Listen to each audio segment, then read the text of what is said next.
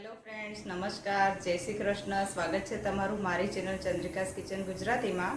તો આજે આપણે બનાવવા જઈ રહ્યા છીએ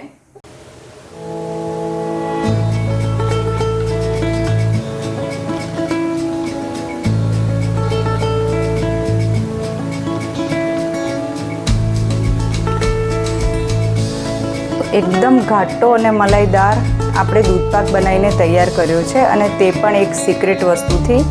તો આ રેસીપી એકવારથી જરૂરથી ટ્રાય કરજો. ખીર બનાવવા માટે સૌથી પહેલાં આપણે ચોખા લઈશું. તો મેં એક વાટકી બાસમતી ચોખા લીધા છે, તો તેને એક બાઉલમાં લઈ લઈશું. અને હવે આપણે તેને અડધો કલાક માટે પલાળવાના છે. તો પાણી નાખી અને આપણે અડધો કલાક માટે પલળવા દઈશું.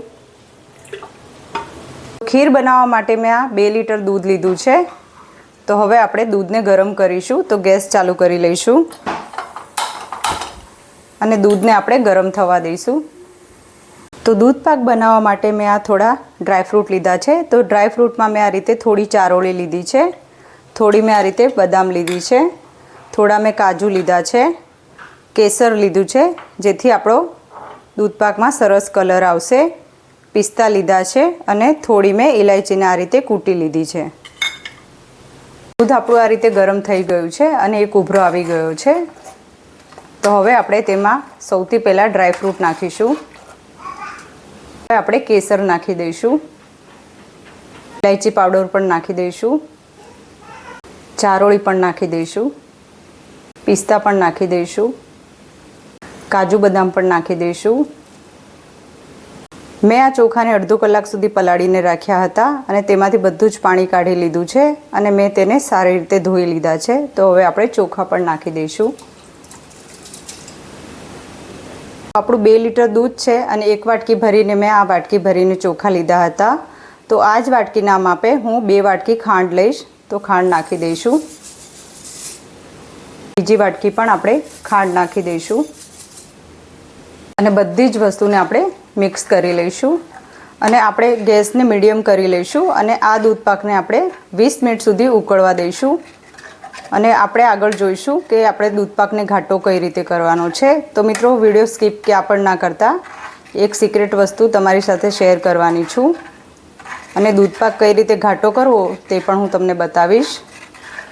તો પ્લીઝ વિડીયોને ક્યાં પણ સ્કીપ કરતા નહીં.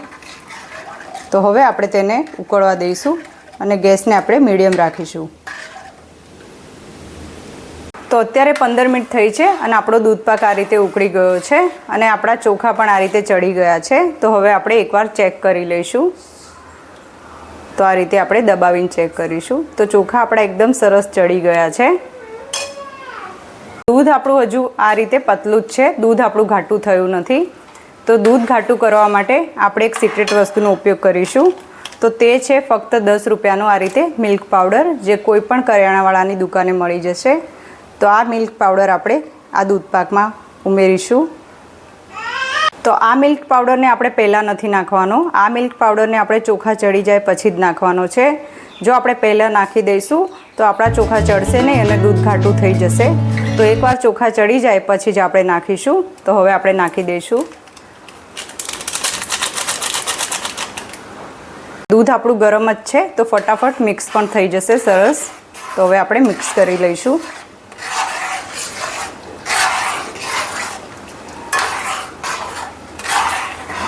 તો મિલ્ક પાવડર નાખ્યા પછી આપણે 5 મિનિટ ફરી ઉકાળવાનું છે દૂધને. તો ટોટલ 20 મિનિટ થાય છે આ દૂધપાકને બનતા. તો આપણે હજુ 5 મિનિટ માટે આ ઉકાળી લઈશું દૂધને. ગેસ આપણે મીડિયમ જ રાખીશું.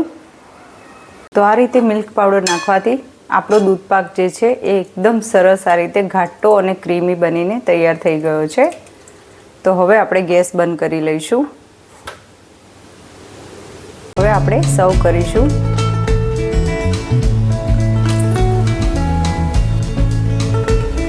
તો હવે આપણે થોડા આ રીતે પિસ્તા અને કાજુથી ગાર્નિશ કરીશું. તો ઉપરથી આ રીતે નાખી દઈશું.